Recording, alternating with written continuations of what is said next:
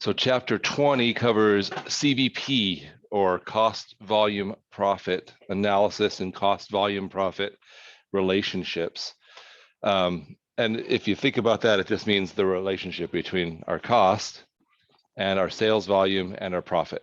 Okay, so there's a pretty standardized relationship there. And once you kind of understand it, you can use it for all sorts of analysis. And again, we look at this from a financial accounting standpoint. If you think about it, looking at like what's on an income statement, but from an internal or managerial perspective, just understanding the relationship between our costs, our volumes, and our profits is really going to open up a lot of ways of thinking about business.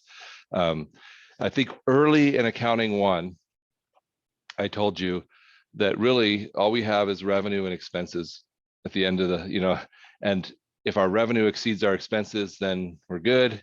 And then if our revenue doesn't exceed our expenses, then we can't operate that way indefinitely. We can for a while if we have plenty of savings or something, but ultimately we need to get our revenue exceeding our expenses. And then the question was, well, how do we increase revenue? And the answer that you guys gave way back at the beginning of accounting 1 was, well, you could either sell more stuff, or you could sell stuff, like if you sold the same amount, you could sell it for a higher price. And like, that's about it. That's really the only way to increase your revenue, is to increase your sales volume or your sales price. Or if you're awesome, both, like raise your price and have people buy more. You're like, wait a minute, that doesn't fit with what we learned in econ, right? But sometimes you can do that. Think of someone like Toyota, who creates a luxury line like Lexus. And so now you have the same vehicle, but with leather and gold trim instead of silver trim, and maybe it costs you $3,000 more to put the leather and everything into that Lexus, but you can sell it for $10,000 more, right? So now they're not only selling their regular product, but they have a luxury product which has a higher margin. They've actually increased their price and increased their sales. Good job, Toyota, right? So that's the idea. Once we start thinking in terms of our costs, our sales volume, and our profit, and you use that for analysis, we can start to make decisions about our product mix, what we're going to sell and how we're going to sell it, and what the optimal sales volume is. Sometimes you hit a point where selling more isn't necessarily a good thing. So that's what this chapter is about. So let's get started.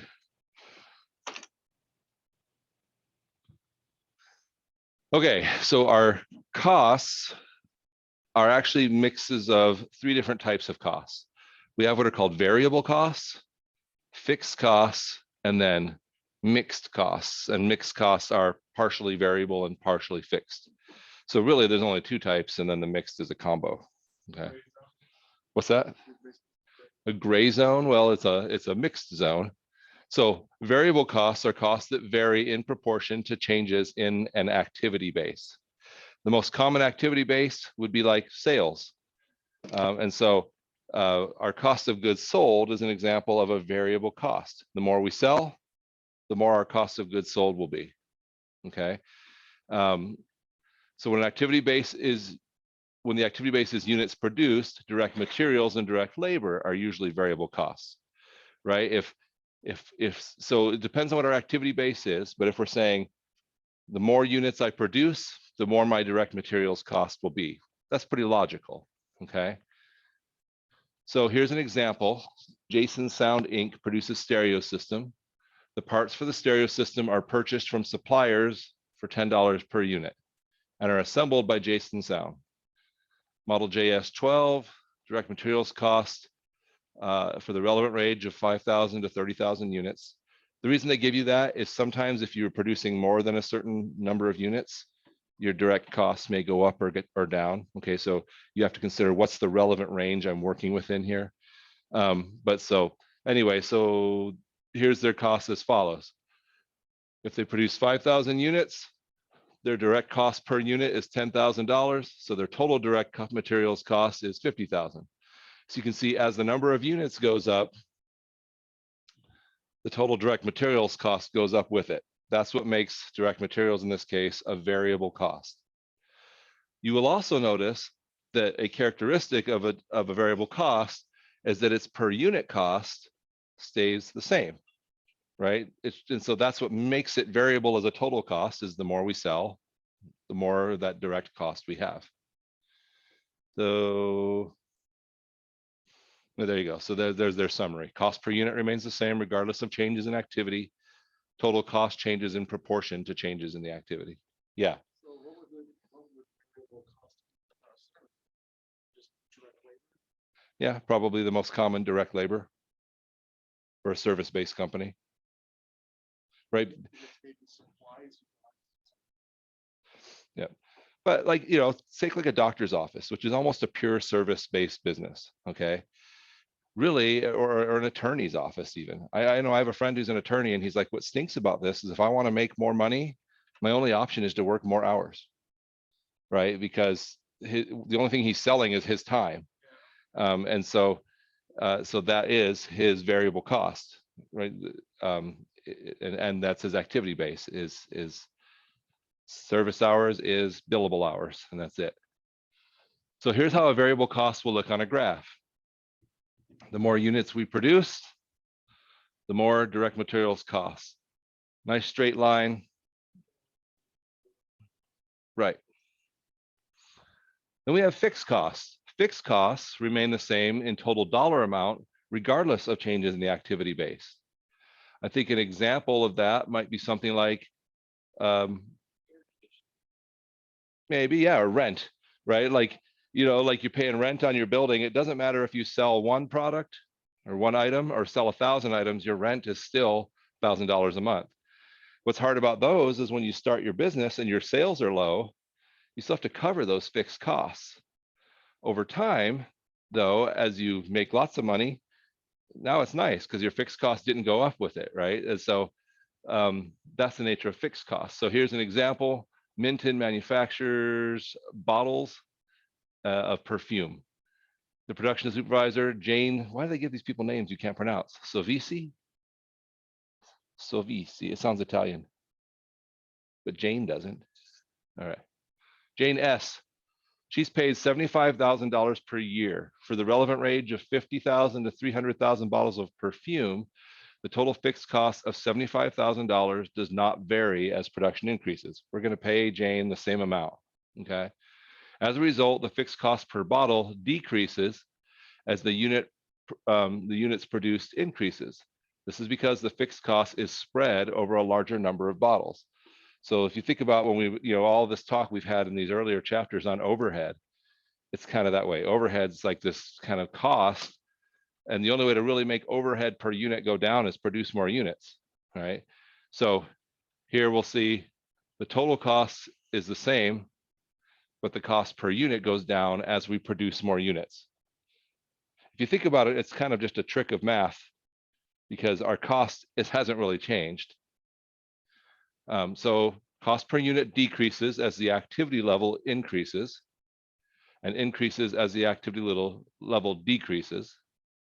And the total cost remains the same regardless of changes in the activity base. That's how a fixed cost works. So that's what it looks like on a graph. Total fixed costs, it's always the same no matter how many units we produce. Again, this talk of relevant range, the idea is of, let's say we start producing more than 300,000 units. We might have to have a second production manager or something like that. I don't know. It depends on the company and how it's set up. So you'll find that you'll have these fixed costs almost like increase in like a stair step.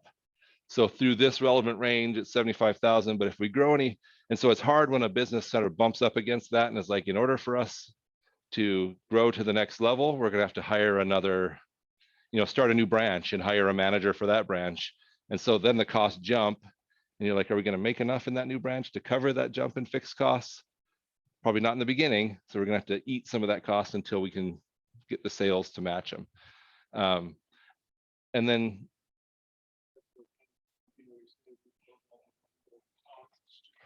right, businesses that grow too quickly often fail because of this issue, because fixed costs are going to jump up when you move to some new relevant range of sales volume. And so unless they're smart and they say, okay, we're making a lot of money at this volume, let's save up and have enough money in place to expand the business. Otherwise, they start trying to borrow to expand, and then they're paying interest on that money. And so it's just, you have to make a I'm always like, you made this plan to begin your business, but then you didn't make a really solid plan to expand your business. Why would you think that was okay? Why wouldn't you go through the same process of planning out, the new, because they're like, oh, I already know how to do it. And you're like, well, yeah, but there's going to be hurdles you didn't anticipate anytime you make a big change. All right, so unit fixed cost, you'll see them decreasing as the units produced increases. That, again, that's on a unit basis. Finally, we have mixed costs. So mixed costs, or sometimes we call them semi-variable costs, or sometimes we call them semi-fixed costs, or semi-variable, semi-fixed costs. I like mixed. All right. It is costs that have a variable component and a fixed component. So here we, as an example, Simpson Inc. manufactures sales using rented machinery. The rental charges are as follows. They pay $15,000 per year plus $1 for each hour used in excess of $10,000. In education, we actually have a lot of costs like these. Have any of you used NetTutor? Okay, so we have NetTutor available for you. And NetTutor, we in essence pay like a flat fee just to have NetTutor service. And that provides us a set number of hours. And then if we were to exceed those hours, we'd have to pay some additional cost per hour beyond that. Okay, so there's like a fixed cost and then variable for beyond it. So the rental charges for various hours used within the relevant range.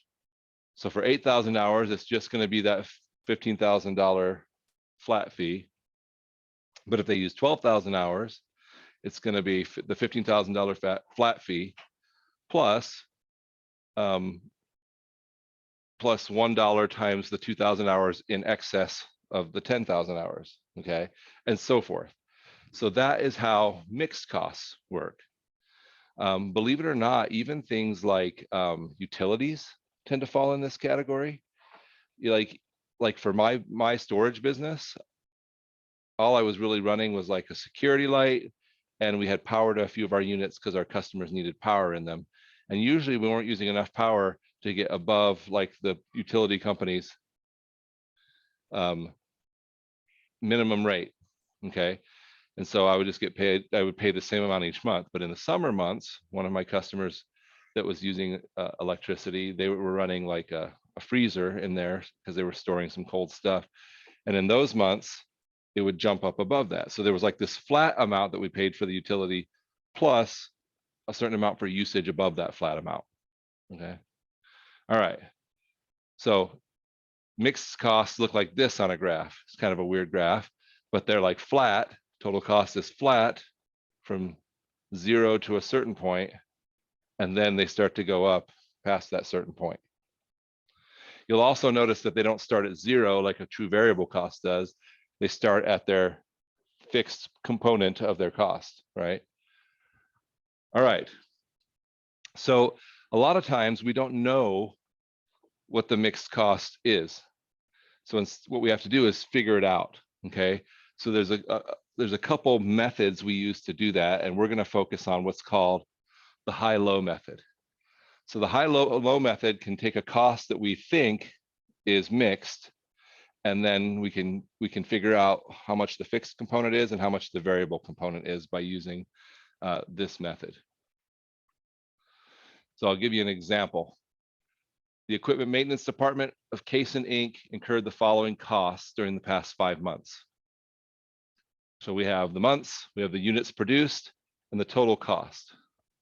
We think our unit production cost is mixed, okay? And in fact, looking at that, we can say it's clearly not a fixed cost because it changes with volume. So how do we figure out what it is? So if we use the high-low method, what we'll do is we'll identify the highest production level and the lowest production level. So that's the first thing to do. And then what we'll do is we'll just subtract them to find the difference. So the difference in units produced was 1,350 units, and the difference in total cost was 20,250.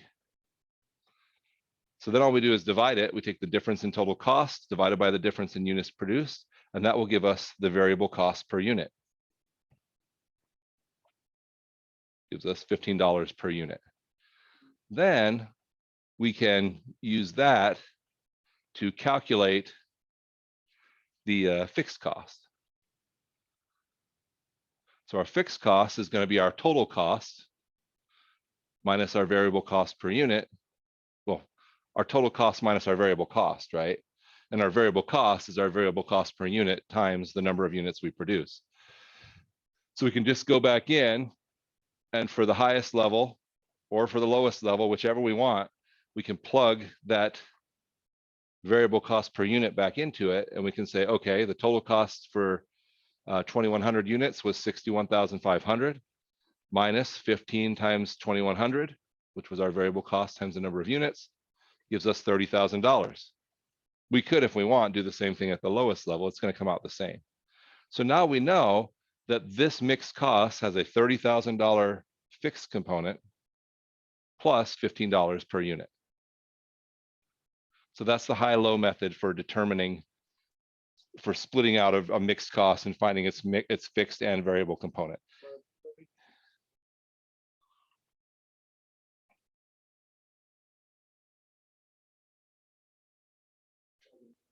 Mm-hmm. Correct.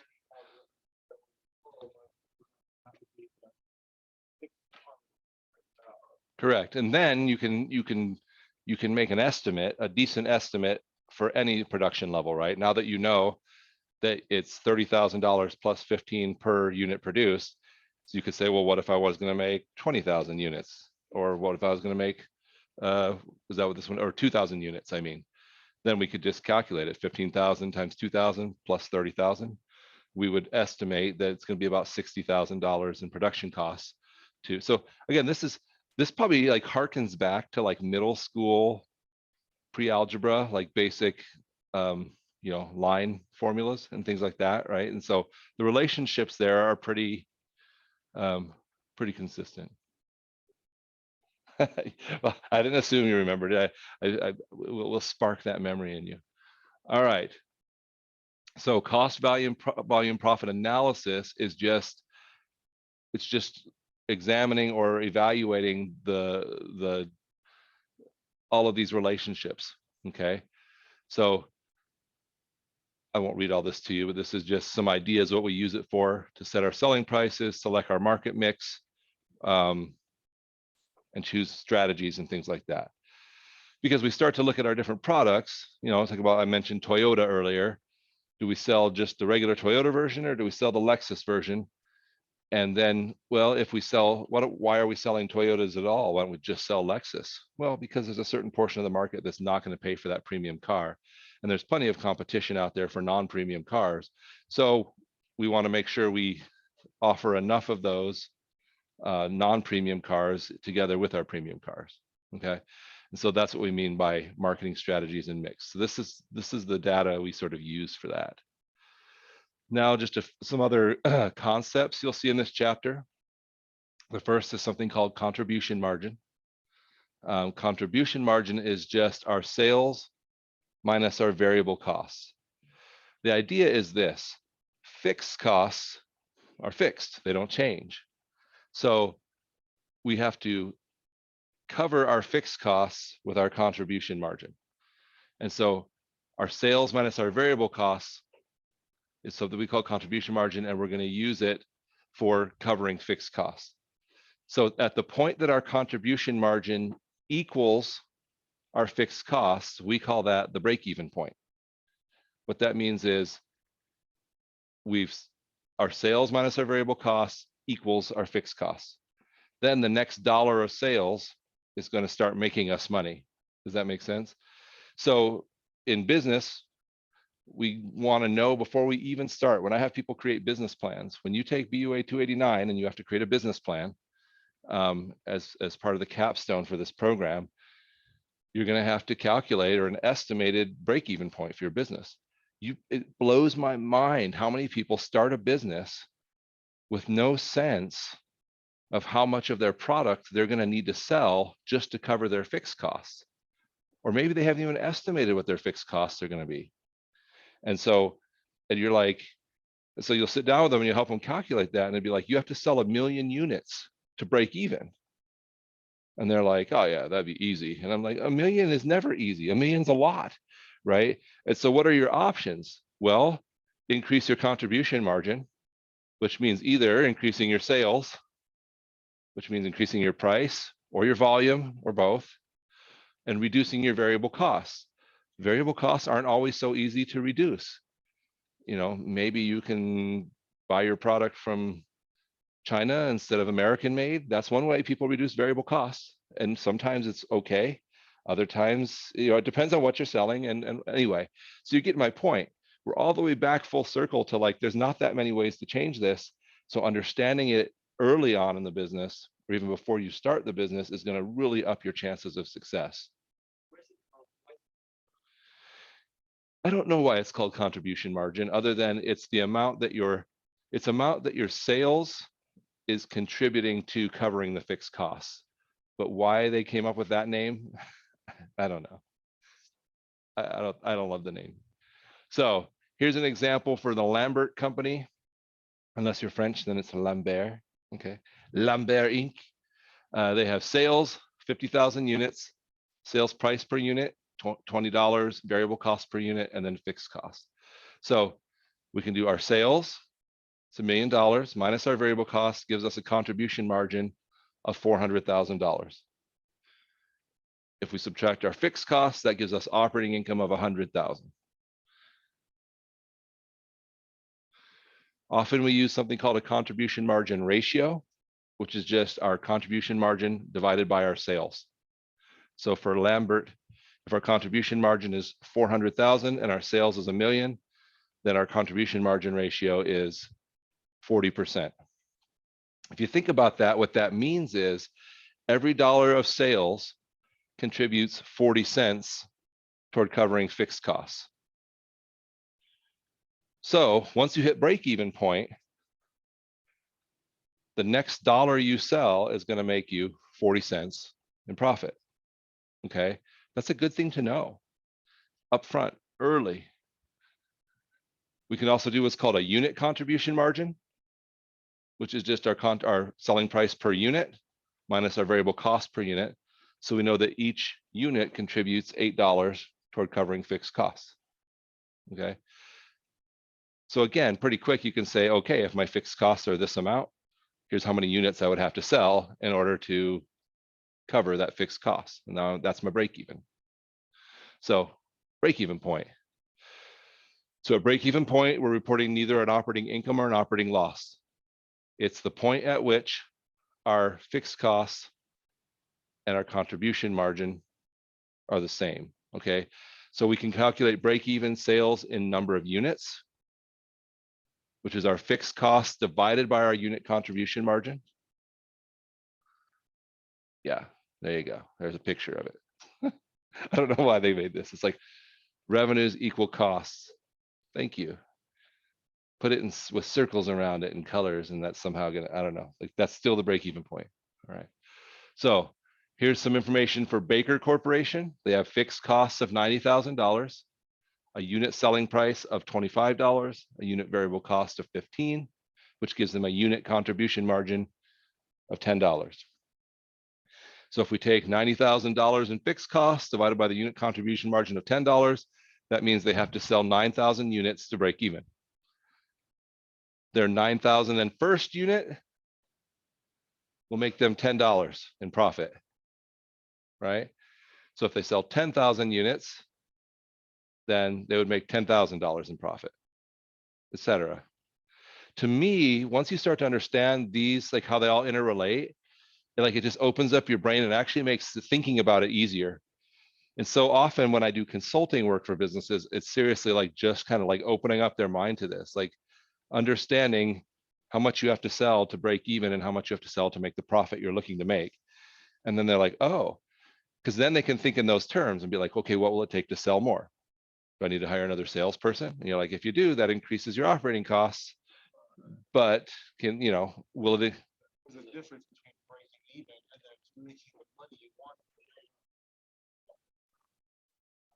Right. It's not enough to break even, right? Well, it could be at zero, which I think profit or the profit.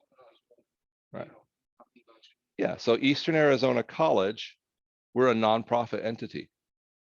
So in theory, it's enough for us to break even.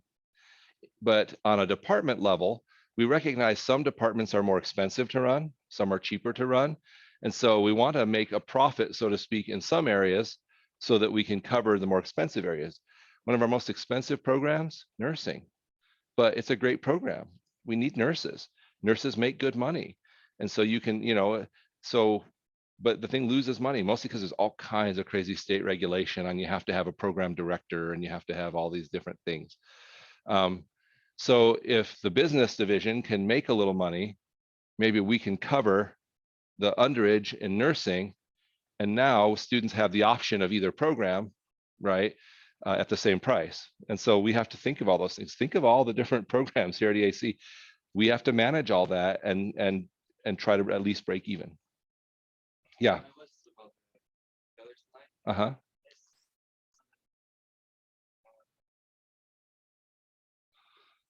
So the unit variable cost is given to you in these problems. Yeah, in real life, it would be what you had to pay for it or whatever. Yeah. So you can also have a break-even sales in dollars, which would be your fixed cost divided by your contribution margin ratio. And your contribution margin ratio, again, you can either calculate that from your unit contribution margin divided by your unit selling price or your overall contribution margin divided by sales.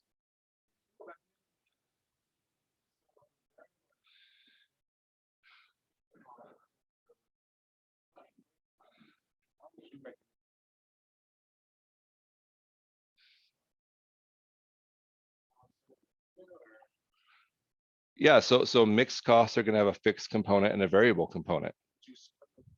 Uh-huh. You would, so if you were having to figure this out, you would lump your fixed costs in with your total fixed costs and your variable costs in with your variable costs.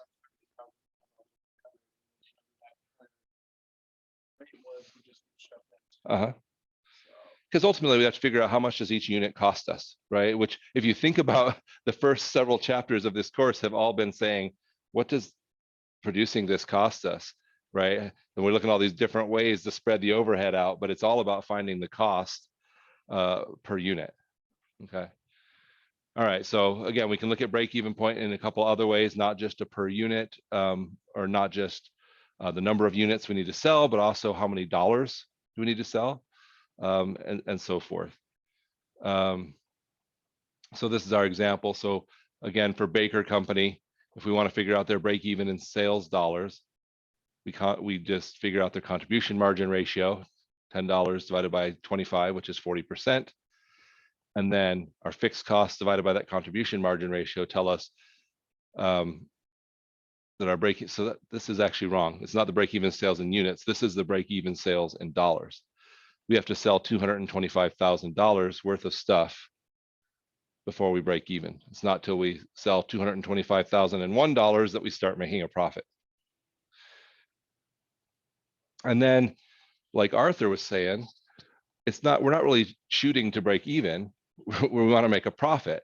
So a lot of times we'll kind of say like, what's the profit we're really going for here?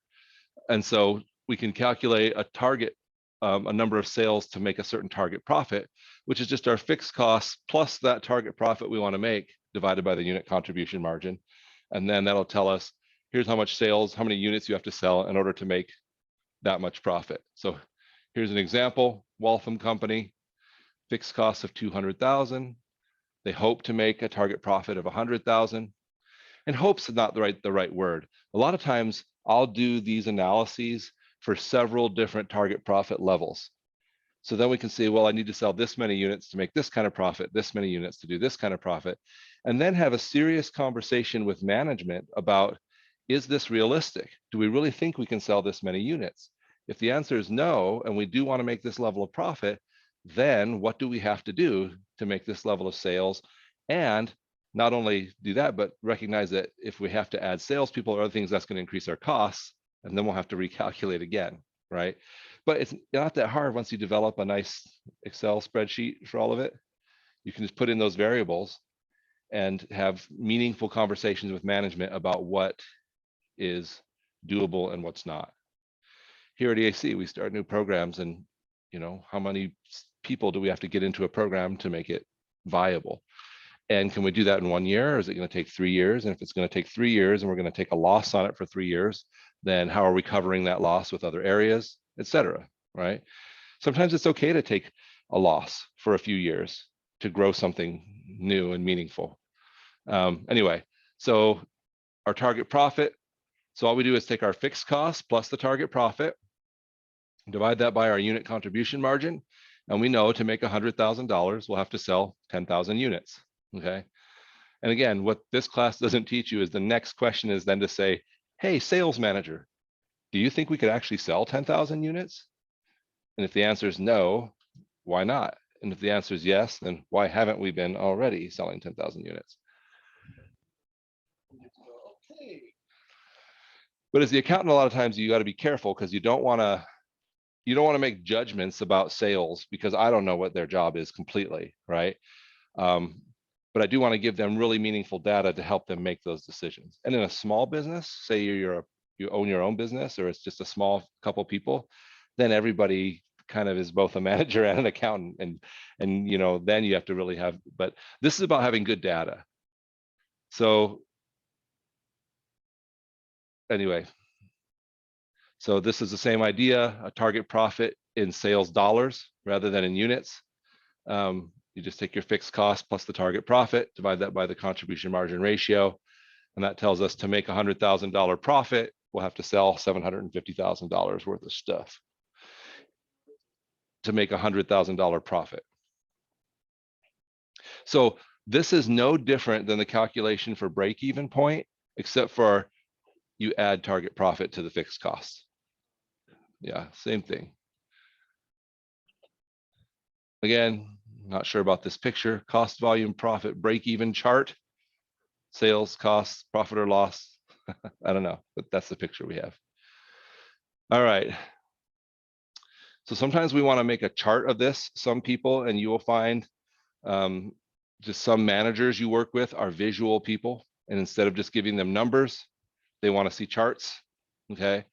So I'll leave this on the recording if you want to go back and read this, but really let me show you the chart and how I'll talk you through how we do it. So here's a business called Munoz Company. They have fixed costs of $10,000. I'm sorry, $100,000. They have a unit selling price of 50, a unit variable cost of 30, which gives them a unit contribution margin of 20. So we can make this little graph, which is called a CVP, or a cost volume profit graph or chart. Okay. So this line here is our total sales. You can see at 0 units, we have 0 sales. We sell our units for $50 a piece. So every unit, it goes up $50. That's the total sales line. This line is our total cost line. It doesn't start at 0 because we have some fixed costs, okay? And then it goes up at that angle. So where these two cross each other, total sales and total costs, is our break-even point. And then we can look, this is our break-even in units. And that's our break-even in sales dollars, okay? For some people, this is clearer to them than just giving them the numbers, okay? So we want to know how to do it. But in theory, again, so this is within some given range. Do we know that this graph will hold true outside of unit sales of 10,000? I don't. I mean, I can estimate, but it'll be hard to know. Okay.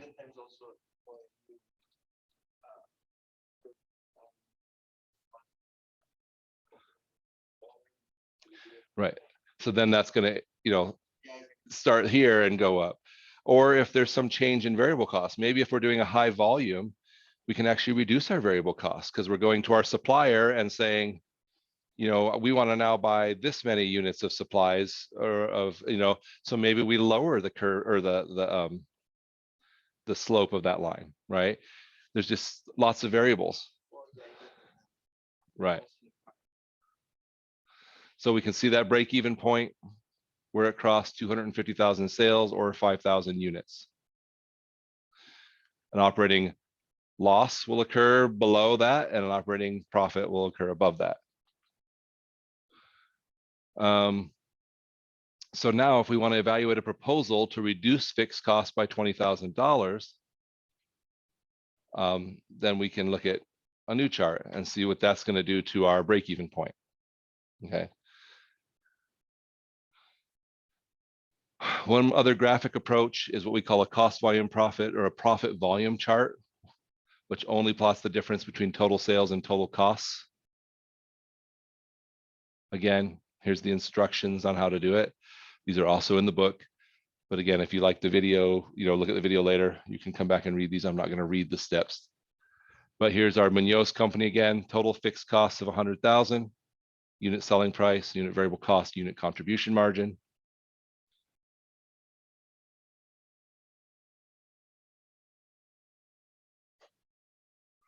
So we'll just show you what this looks like. Again, we're just going to have our operating profit, our operating loss. This is going to be our break-even point. We're going to call that the profit line. And then we can start to see how much profit for how many units. Okay, so that's just another approach, very similar, but so it's profit to volume, unit sales and operating profit, rather than sales and unit. So this is sales and costs to units or volume. Okay.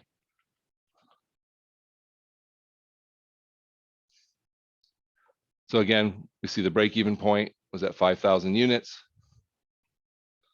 Above that's a profit. If we sell 8,000 units, then we're going to make about 60,000. And remember, these are estimates, right? We can't know for sure until we actually do the business. In fact, a big part of business is saying, I made this estimate, then I did the business, then it came out slightly different from the estimate. Why? And what can we do about it? I mean, that's called controlling, right? We make a budget, we stick to the budget, we measure variance from the budget and see what changes we need to make. All right. So same idea, they're evaluating a proposal to increase fixed costs by $20,000.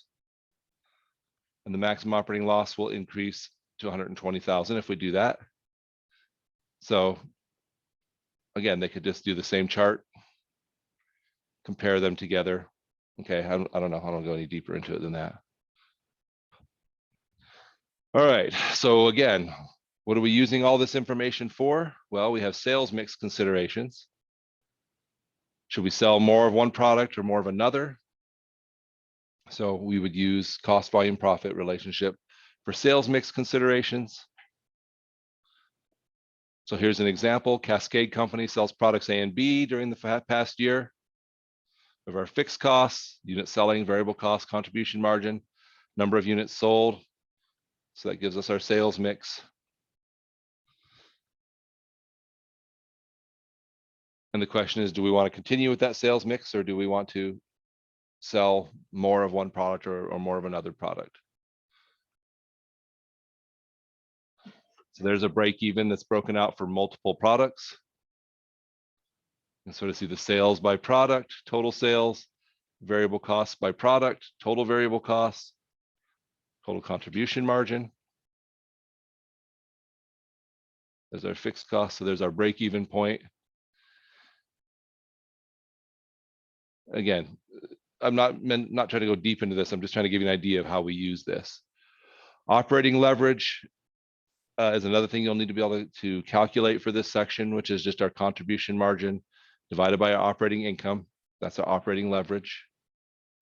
Also our margin of safety, which is our sales minus our sales at break even divided by our sales. So that's going to tell you how much, what you are over and above the break even point as a percentage of sales. That's your margin of safety. And that's it. So hopefully this chapter is a little less nasty than last chapter.